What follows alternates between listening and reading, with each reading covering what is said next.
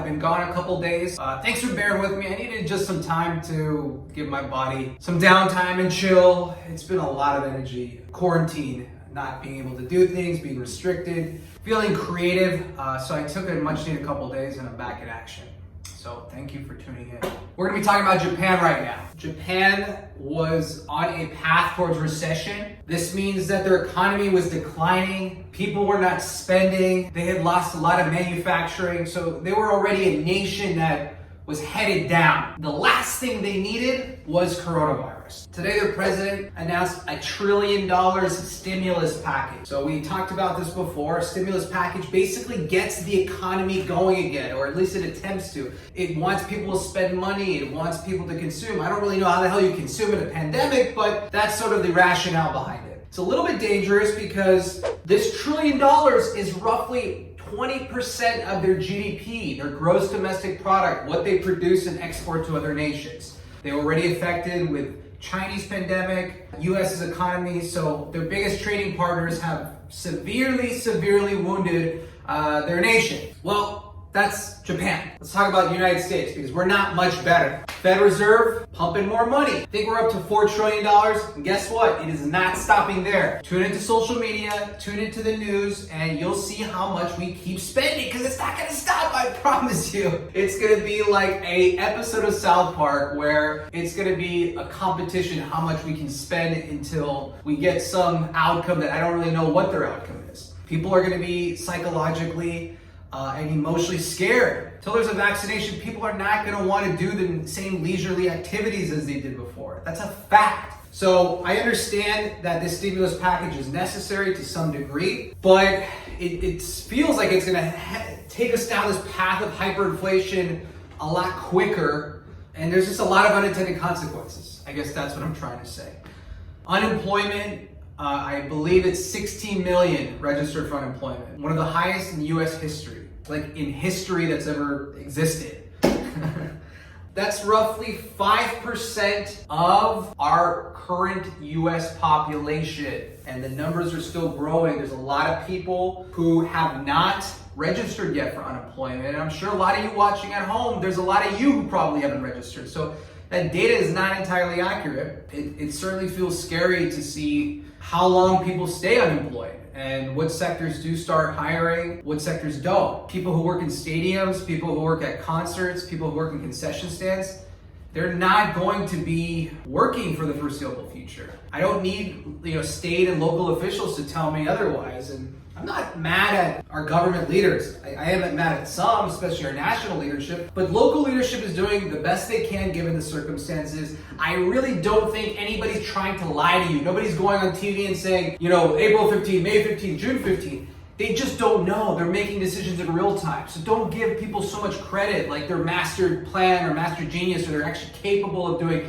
all the conspiracy theories that people say. It's not like that. They're crunching the numbers. They're doing data analysis every single day. They want to get people back to work and back to school and normal life, but they have to make sure that people don't get reinfected and they have to make sure that it's just safe, that conditions are safe. So a part of it is obviously not to get panic going. And not to just get people completely crazy and looting and rioting and all that. But also a lot of it is they just don't know. Every day they're learning and understanding the peak and where we're at relative to the peak, learning from data from Italy and China, that's accurate, and going from there. I want to talk about my predictions for the economic restart. Everybody wants to know, everybody asks me, Ben, when do you think we're going to get back to normal? Let's look at the data. Wuhan and hotspots in China, like Hubei, really just came online officially as of last week. Now, what does this mean? That means manufacturing, more non-essential businesses have sort of become essential, but you still have a ton of the population, especially in Shanghai and Beijing, working from home. I believe schools are still closed. So it's not, normal in that sense, and hasn't restarted in that sense. Supply chain is still majorly screwed up in China. You have Samsung shifting manufacturing outside of China. This is an incentive that the Japanese are doing to start getting manufacturing out of China. I imagine a lot more countries are going to be jumping on board with that, and potentially even the USA. I don't know if I can actually picture Apple producing iPhones outside of China, but we'll certainly see. So back to China for a second and back to the hotspots. They came back online officially, or quote unquote, their degree of normalcy last week. If we add 30 to 45 days on top of how long China was basically on lockdown, we're looking at second or third week of July.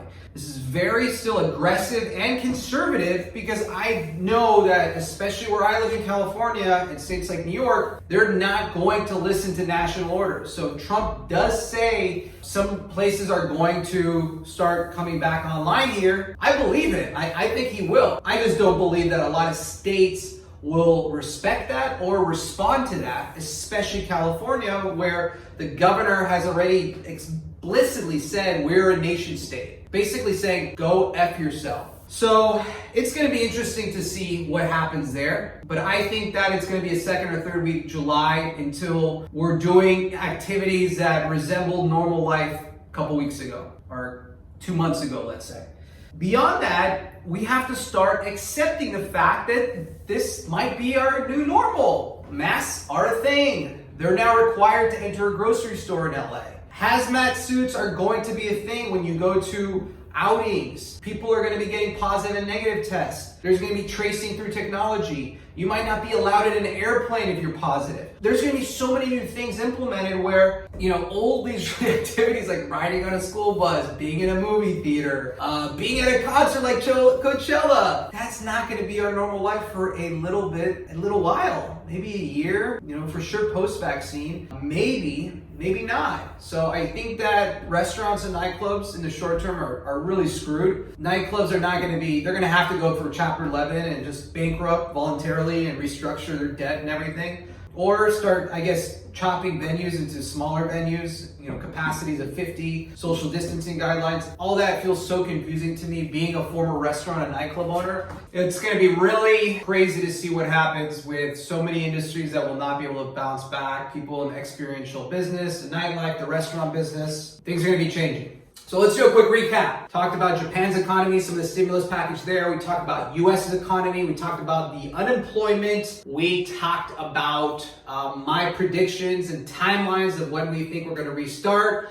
I do think we're going to start seeing shades of normalcy around the second and third week of July. I think that some states or geographic territories will have a little bit more life as well in the coming weeks. Let's hope it does not backfire, and let's hope it's not too aggressive. And then we also believe, or I believe, that states are going to kind of go their own way. And they're not going to respect some of the national orders in terms of, being able to start running as business as usual. So I do think those changes are on the horizon. And last but not least, make sure to tune into my podcast and subscribe below if you haven't already. I produce content daily, talk about finance, the economy, business, all that stuff. I got a lot of free time on my hands now, and I'm excited to be producing content. So thank you for tuning in today, guys. Have a great day and stay safe.